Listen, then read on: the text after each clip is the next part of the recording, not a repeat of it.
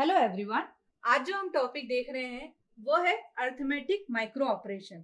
Arithmetic micro operation हम ALU के respective में देख रहे हैं। अर्थमेटिक लॉजिक यूनिट हमारे सीपीयू में एएलयू अवेलेबल है। ALU is responsible for arithmetic operation, logical operations and shift operations. इन तीनों के लिए जो माइक्रो ऑपरेशंस रिक्वायर्ड है हम वन बाय वन देखेंगे। सबसे पहले हम देख रहे हैं अरिथमेटिक माइक्रो ऑपरेशंस। तो जैसे कि हमने प्रीवियस लेक्चर्स में देखा कि हमने रजिस्टर्स में डेटा ट्रांसमिट कर रहे थे या ट्रांसफर कर रहे थे। यहाँ पर एक रजिस्टर की वैल्यू दूसरे रजिस्टर में कॉपी हो रही थी, बट यहाँ पर कोई मॉडिफिकेशंस नहीं हो रहे थे। बट अरिथमेटिक ऑपरेशंस या लॉजिकल ऑपरेशंस की अगर हम बात करें तो हमारे रजिस्टर्स में जो स्टोर्ड वैल्यू है वो मॉडिफाई होगी। जैसे कि अगर हमें ऐड ऑपरेशन करना है तो ऐड हम किस तरीके से करेंगे? ऐड हम करेंगे R1 tends to R1 plus R2। तो यहाँ पर आप देख सकते हैं कि R1 और R2 में जो वैल्यूज है उसका एडिशन हो रहा है और वो स्टोर कहाँ हो रहा है? R1 में। अगर हम सब्सट्रैक्ट की बात करें तो R1 tends to R1 plus R1 minus R2, है ना। देन हमारे पास में होता है increment, that is R1 tends to R1 plus 1, decrement that is R1 tends to R1 minus 1, then negation और बोलना चाहिए नॉट या वंस कॉम्प्लीमेंट। तो वो होगा हमारा R1 टेंड्स टू R1 का bar, two's complement R2 tends to R2 का बार प्लस 1। तो इस तरीके से हमारे कुछ माइक्रो ऑपरेशंस है और वो एक्चुअली में इम्प्लीमेंट कैसे होंगे। तो अगर हम बात करें हमारी सब्सट्रैक्शन की तो हम लोगों ने देखा है हमारे लेक्चर्स में कि हम क्या कर सकते हैं, R1 plus टूस complement of R2, है ना। तो वो क्या देगा हमें एक्चुअली? R1 minus R2। तो उसके लिए हम लोगों को बेसिक सर्किट डिजाइन हम देख लेते हैं। तो बेसिक सर्किट डिजाइन हमारी एडिशन की या हमारे इंक्रीमेंट की या डिक्रीमेंट की कैसे होगी, लेट्स सी। तो जैसे कि हमने देखा कि हमारे पास में कुछ set of micro operations available है, उसको एक्चुअली हार्डवेयर पे इम्प्लीमेंट करने के लिए हमारे पास में सर्किटरी होना चाहिए। एडिशन की अगर हम बात करें तो हम यूज करेंगे फुल एडर को। फुल एडर में हम क्या करते हैं? फुल एडर में बेसिकली हमारे पास में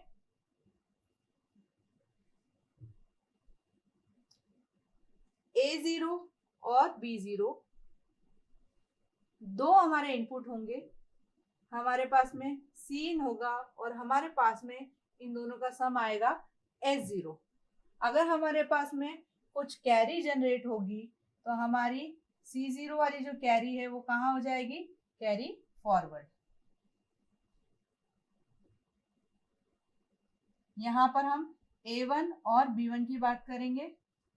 यहाँ से हमारा क्या निकलेगा? S1 निकलेगा और उसी प्रकार से हमारा कैरी फॉरवर्ड हो जाएगा, है ना।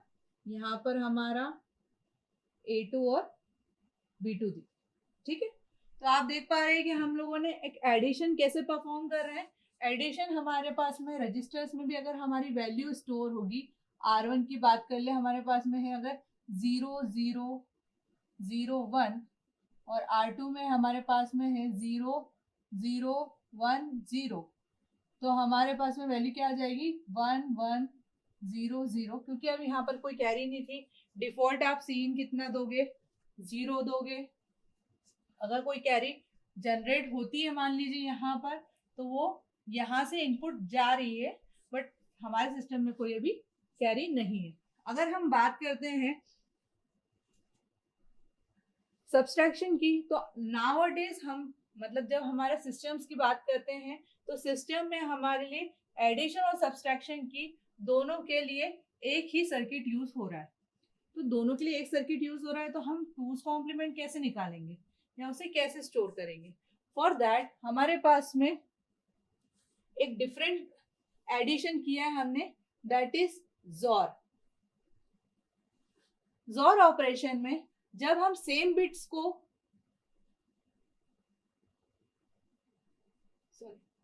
अगर हम बात करें सेम बिट की तो आउटपुट आता है हमारा 0, और डिफरेंट बिट की बात करें तो आउटपुट आता है 1। अब कोई भी नंबर ले लीजिए, है ना। फॉर एग्जाम्पल आपने लिया R1 का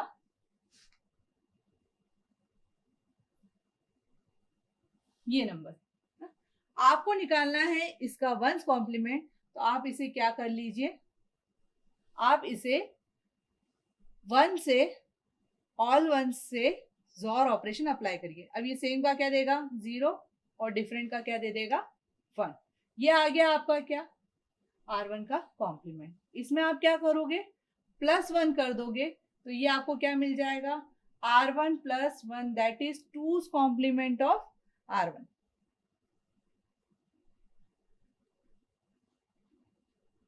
ठीक है, तो इस तरीके से आप क्या कर पा रहे हैं कि आप 2's कॉम्प्लीमेंट निकाल पा रहे हैं जोर ऑपरेशन की हेल्प से।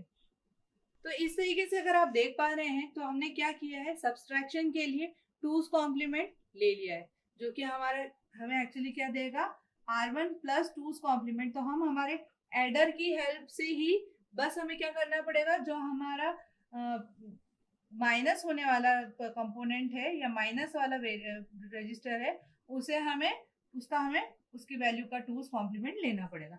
अब आप यहाँ पर देख पा रहे हैं कि जैसे कि आपने यहाँ पर हमारे पास में 4 फुल एडर्स हैं, चारों फुल एडर्स में हमारी 4 अलग अलग बिट्स जा रही हैं, A0, A1, A2 और A3। ये चारों जो वैल्यूज है वो एज इट इज जा रही है, और जो हमारा B है उसमें हमारे पास में B0, B1, B2, B3 जा रही है, लेकिन ये किसके थ्रू जा रही है, ये एक जा रही है ये एक्सॉर गेट के थ्रू।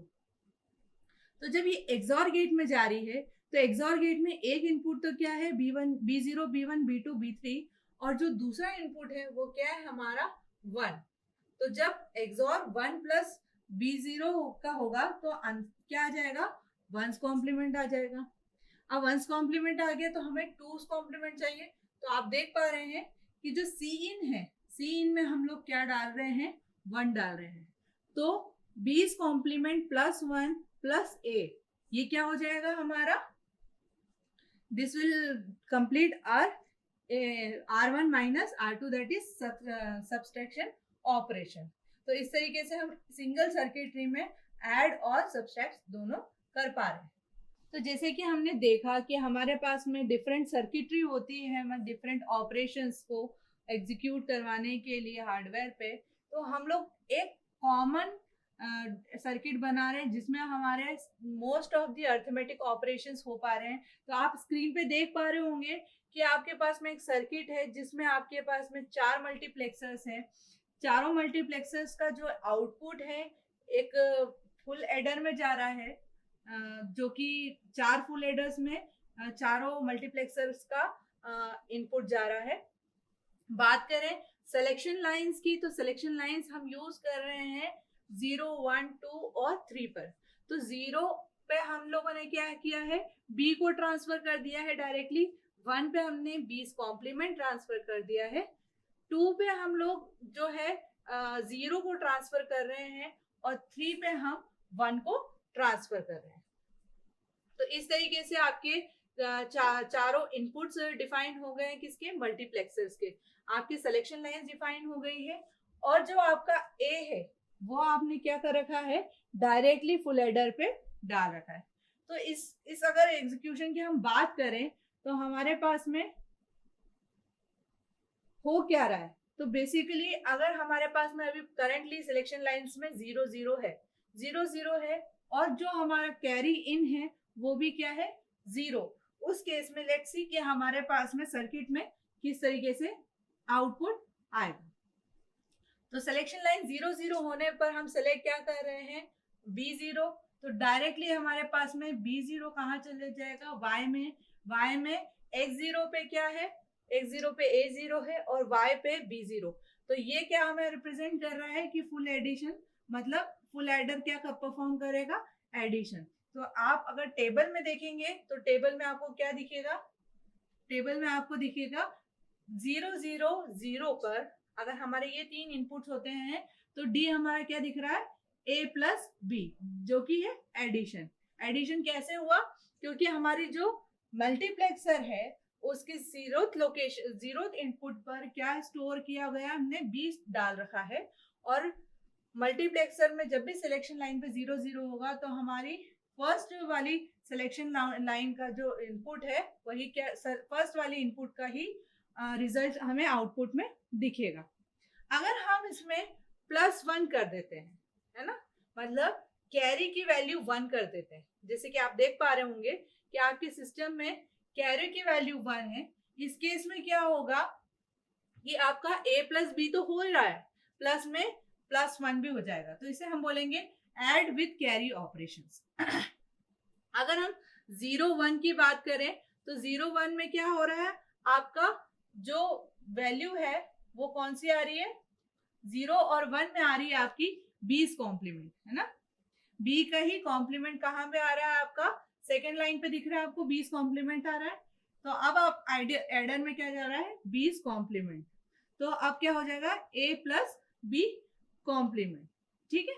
जिससे उसी के अगले में अगर हम C को 1 कर देते हैं, है ना, देखते हैं हम अगले ही इसमें हमने क्या किया, C को 1 कर दिया, तो अब क्या हो रहा है, A प्लस बी का कॉम्प्लीमेंट, A प्लस बी का कॉम्प्लीमेंट को हम क्या बोलते हैं, सबट्रैक्ट ऑपरेशन। तो हम लोगों ने यहाँ पे क्या कर दिया है, सबट्रैक्ट ऑपरेशन कर दिया है। बेसिकली क्या हो रहा है, A माइनस बी हो रहा है। अब बात कर लेते हैं हमारे जो थर्ड इनपुट है। थर्ड इनपुट हमारा क्या है, थर्ड इनपुट है हमारा 0, है ना। तो जब हमारा 0 इनपुट में जा रहा है तो आउटपुट में क्या आ रहा है, 0। अब 0 आउटपुट में आ रहा है तो A plus 0 is what, A। तो डेटा आउटपुट में क्या आ रहा है आपका, सीधे A आ जा रहा है। अगर आप इसमें कैरी और ऐड कर दोगे, जो कि आपने आप इस टेबल पे देख पा रहे हो कि +1 कैरी में 1 डला हुआ है, तो जैसे ही कैरी में 1 आएगा तो आउटपुट में क्या आ जाएगा, A प्लस 1 आ जाएगा। आप अपने नेक्स्ट, और ये बहुत इंपॉर्टेंट है, इस बिट्स को अगर देखोगे तो आपको क्या दिख रहा है कि 1 1 मतलब आपका फोर्थ जो इनपुट है अब वो आपके आउटपुट में आ रहा है, और फोर्थ इनपुट क्या है आपका, 1 है। तो फोर्थ इनपुट में जो 1 आ रहा है आपका, उससे क्या पता चल रहा है, उससे पता चल रहा है, आप देख पा रहे हो A माइनस बी। ऐसा क्यों, ऐसा इसीलिए क्योंकि क्या हो रहा है, आपने एक जो आउटपुट है उसमें क्या डाल दिया है, ऑल वंस, है ना। और ऑल वंस क्या रिप्रेजेंट करता है, ऑल वंस रिप्रेजेंट करता है नेगेटिव। आपने दिख रहा है वो क्या दिख रहा है आपको, माइनस का साइन। हम लोगों ने पहले भी पढ़ा है कि अगर मोस्ट सिग्निफिकेंट बिट 1 होती है तो वो रिप्रेजेंट करता है एक नेगेटिव साइन को, और यहाँ पर नेगेटिव साइन की वैल्यू या मैग्नीट्यूड लेने की अगर हम कोशिश करेंगे तो हम उसका क्या निकालेंगे, 2's कॉम्प्लीमेंट निकालेंगे। तो ऑल वंस का 2's कॉम्प्लीमेंट निकालेंगे तो वो कितना आएगा, -1 आएगा, -1 आएगा। इसीलिए हमने जब उसको एडर में डाला तो हमारे पास में वैल्यू क्या आ गई, A -1। और फाइनली हमने क्या किया कि -1 डाला और कैरी भी एक ऐड कर दी, तो -1 + 1 क्या हो जाएगा, 0। तो आउटपुट में क्या आ जाएगा, D = A। तो हमारे पास में देखा जाए तो 1 0 0 जब हमारा इनपुट था तब भी हमारा डेटा ट्रांसफर हुआ फ्रॉम A टू D, और जब हमारा 1 1 1 था तब भी हमारा डेटा ट्रांसफर हुआ A टू D। तो इस तरीके से हमने अरिथमेटिक माइक्रो ऑपरेशंस का हार्डवेयर सर्किट डिजाइन कर सकते हैं।